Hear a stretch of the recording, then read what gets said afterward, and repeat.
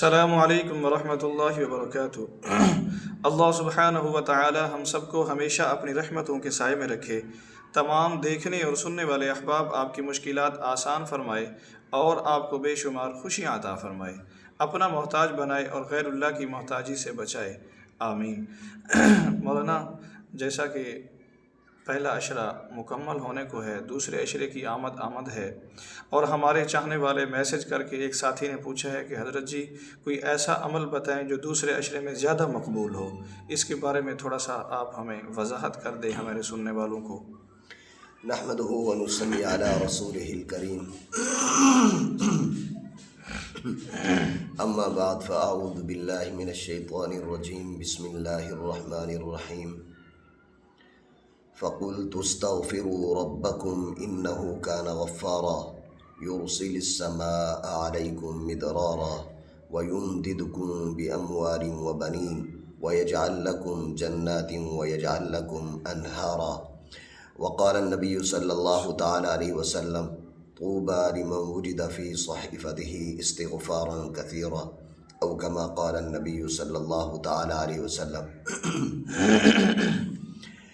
حضرت قاری صاحب، رمضان مبارک کا یہ زمانہ اور یہ وقت، جیسا اللہ تعالیٰ نے قرآن کریم میں فرمایا کہ ایام معدودات، سب سے پہلی بات تو یہ ہے کہ یہ ایک حقیقت ہے کہ رمضان مبارک کے ایام جو ہیں وہ چند گنتی کے دن ہیں۔ ویسے بھی انسان کے پاس انتہائی مختصر زندگی ہے، اور رمضان مبارک تو بالکل انتہائی مختصر گنتی کے دن ہے۔ پہلا عشرہ مکمل ہو چکا ہے، اب پہلا عشرے کو اللہ تعالیٰ نے رحمت بنایا، اور دوسرے عشرے کو جناب نبی کریم صلی اللہ علیہ وسلم نے فرمایا کہ دوسرا عشرہ مغفرت ہے، یعنی اللہ تعالیٰ کی رحمت کے سمندر میں انسان جب غوطہ لگاتا ہے تو یہ ایک مثال بھی ہے، حدیث پاک میں دی گئی ہے، نمازوں سے متعلق ہے اگرچہ، کہ اگر کوئی آدمی کسی فیکٹری میں کام کرتا ہے یا کوئی اس کی فیکٹری ہے، وہ پھر جب فیکٹری سے نکلتا ہے تو اس فیکٹری اور اس کے گھر کے درمیان 5 نہریں گزرتی ہیں، اور ہر نہر پر جب وہ غسل کرتا ہے تو اس کے گھر پہنچنے تک اس کے جسم پر کوئی میل کچیل باقی نہیں رہے گا، اور پانی پھر جتنا گہرا ہو، جتنا صاف ہو، اتنی جسم پر صفائی آتی ہے۔ تو اس کی وجہ یہ ہے کہ نماز اللہ کی رحمت، پھر نماز کے اندر خود استغفار، تو گناہوں کی بخشش کا یہ ذریعہ ہے۔ اسی طرح رمضان المبارک کے پہلے عشرے کو اللہ نے اپنی رحمت قرار دیا۔ رحمت، عنایت، فضل، احسان، یہ سارے ہم معنی ہیں، یعنی اللہ تعالیٰ کی ذات یہ چاہتی ہے کہ میں اپنے بندوں پر، ساری مخلوق پر اتنی رحمت بھیجوں کہ ان کا دل گناہوں سے ہٹ جائے، دل نرم ہو جائے۔ جب دل انسان کا نرم ہو جاتا ہے پھر انسان استغفار کرتا ہے اپنی گناہوں، کیوں؟ اللہ تعالیٰ سے ایک تعلق اس کا بن جاتا ہے، محبت۔ ویسے بھی حدیث پاک میں بھی آتا ہے کہ الانسان عبد الاحسان، انسان احسان کا بندہ ہے، یعنی جب انسان اپنے محسن کو پہچان لیتا ہے تو انسان پھر اس کی نافرمانی نہیں کرتا، اور اگر اس کی کوئی نافرمانی انسان کر چکا ہوتا ہے، جب اس کو اس بات کا احساس ہوتا ہے کہ یہ تو میرا محسن ہے اور میں ہر وقت اس کے احسانوں میں ڈوبا ہوا ہوں، اب انسان پھر روتا ہے، دھوتا ہے، اس سے معافی مانگتا ہے۔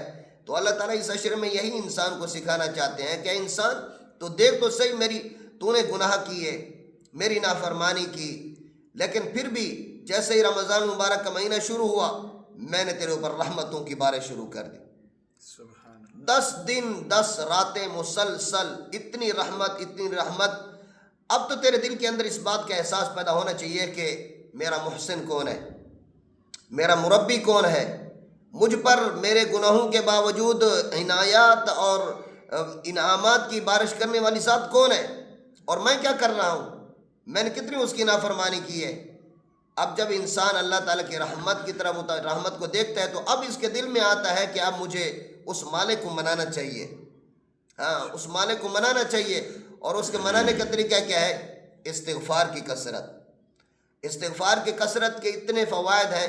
ابھی میں نے قرآن کریم کی سورہ نوح اس کی 5 آیات کی میں نے تلاوت کی ہے، اس کی بلکہ کچھ آیات کی تلاوت کی ہے جس میں اللہ تعالیٰ نے استغفار کے فوائد بیان فرمائے۔ استغفار کے فوائد دنیاوی بھی ہیں اخروی بھی ہیں۔ اب دیکھیں ان آیات کو دیکھیں، کیا فرمایا؟ فرمایا کہ فقل، اے پیغمبر علیہ السلام آپ امت کو سمجھا دیجئے، اعلان فرما دیجئے۔ کیا اعلان فرمایا؟ استغفروا ربکم، اپنے رب کی طرف مغفرت، اپنے رب سے مغفرت طلب کرو، توبہ کرو، مغفرت مانگو اس سے، اپنے گناہوں کی بخشش کا سوال کرو۔ انہ کان غفارا، یہ جملہ اتنا بڑا تسلی والا فرمایا کہ بے شک وہ غفارا، بہت زیادہ معاف کرنے والا ہے۔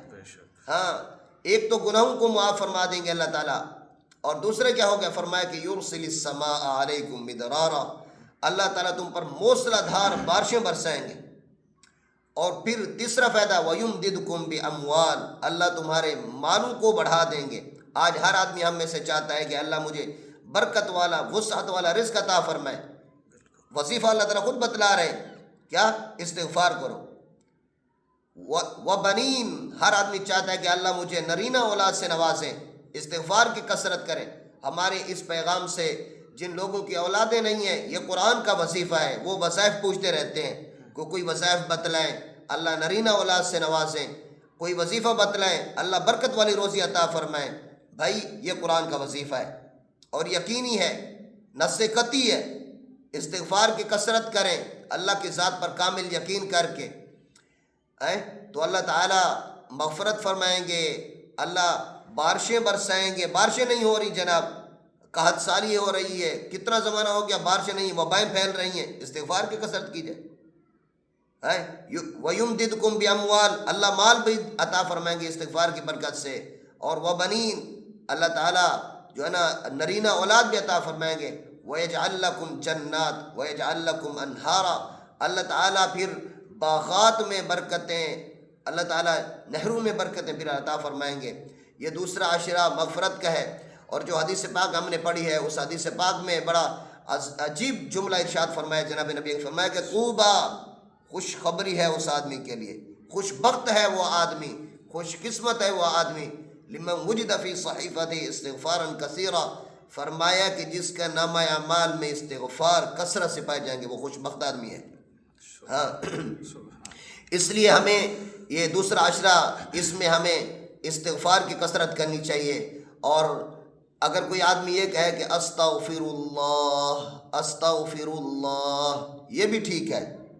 ہاں، اور اگر کوئی آدمی زیادہ الفاظ یاد کر سکتا ہے، پھر استغفر اللہ ربی من کل ذنب واتوب الیہ۔ اس کے علاوہ بھی جو ہم بچپن سے پڑھتے ہیں کلمہ استغفار بہت جامع ہے۔